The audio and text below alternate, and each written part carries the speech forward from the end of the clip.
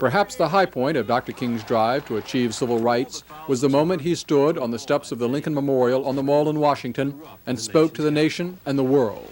I have a dream that one day this nation will rise up and live out the true meaning of its creed.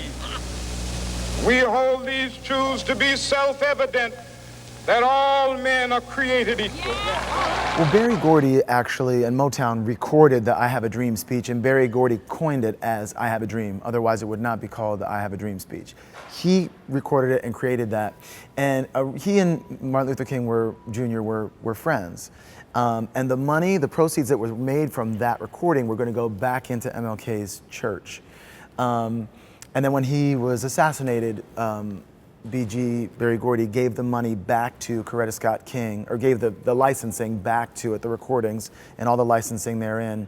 And you know, in our show, we use a kind of a live stage version. It's not MLK's voice because we're creating a live event. So they didn't want to have like the recording of MLK and then have someone else come out on stage with a different voice and try and do any of his speeches.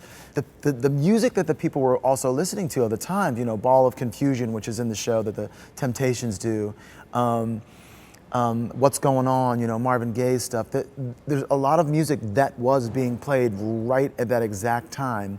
And so it was the music of the times. The music is far more poetic than people give it credit for.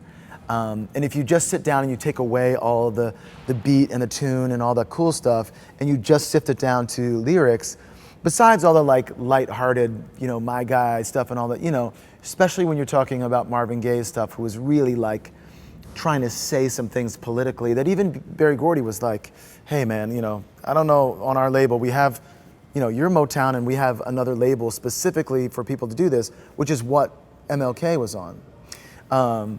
So it's really cool to see the show present itself in that way and to continue to remind people and to push for those things even now still, you know, to make people think about it at least.